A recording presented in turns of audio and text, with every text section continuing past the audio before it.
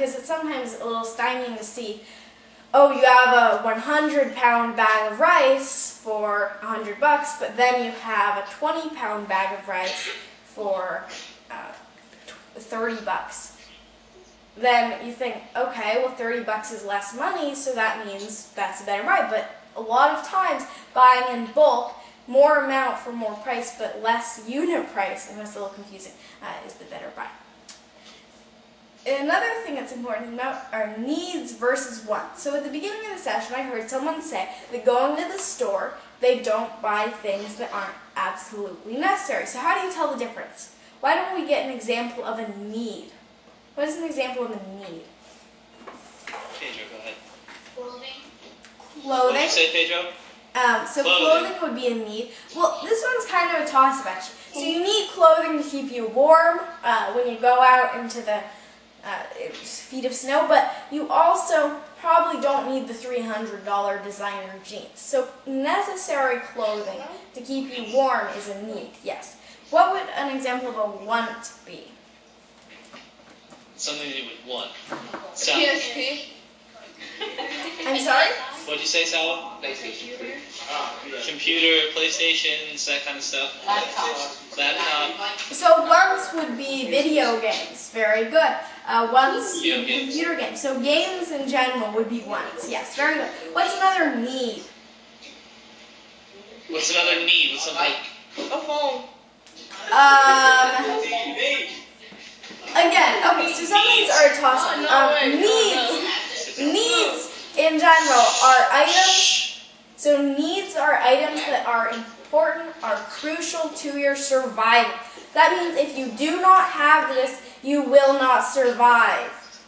I can see where some of you might not survive without a phone, but never mind about that. If you were living in desolate Antarctica and you were the only person there, and your only way of communicating with the outside world to get food was by phone, then yes, it would be a need. But otherwise, it is a want. Because we can communicate without phones. There is something called face-to-face talking. People do that still. Yeah, it's amazing. You wouldn't believe. It's still in the culture, yeah. Okay, so a phone would most likely be a want, unless you do live in desolate Antarctica, which I'm pretty sure is not true. What would be another example of a need? A need.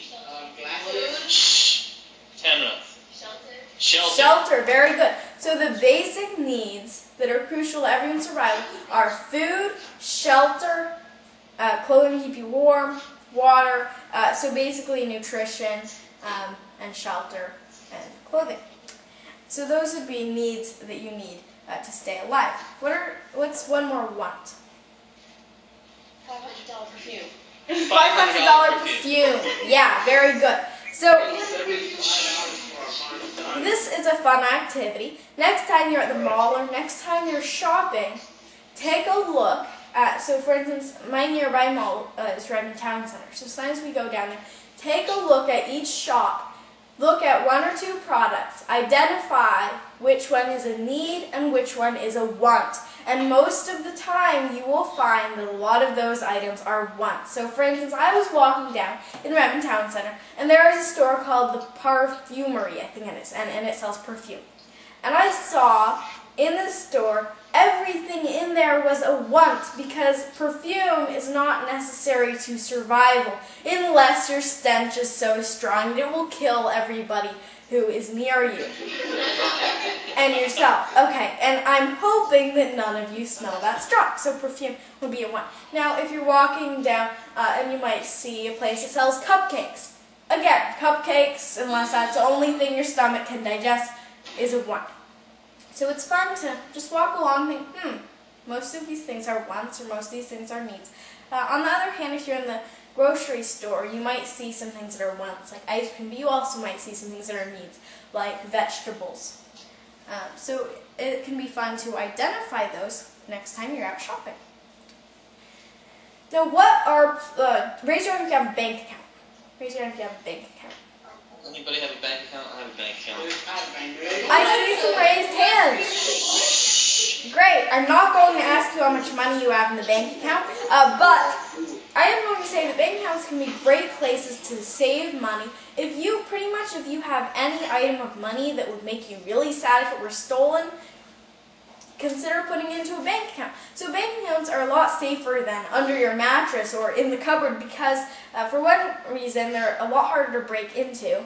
And the second reason is that the government actually insures a lot of banks, which means that if a bank fails, then your money is safe. It'll be paid back to you. Now, what is the government organization that insures your money in banks? This is kind of a trick question. I mean, a difficult question. But what is the government institution that ensures that your money is safe or pays it back to you if the bank fails? Anybody? F.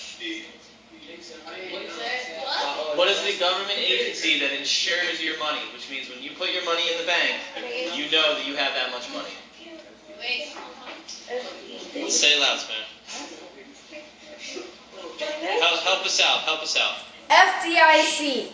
Now, the reason I know this is not because I did so much research about this topic, but because when you walk into the bank, you may see, this little sticker that says FDIC insured. And that means that you put your money in there. If that bank collapses, that's fine. You're getting your money back. Now, there are some restrictions. If you have like $1 million, you're not going to get all of that. You might get 50 cents on the dollar, but it's still better than losing everything. Now, does anybody want to tell me why this organization, the FDIC, was set up?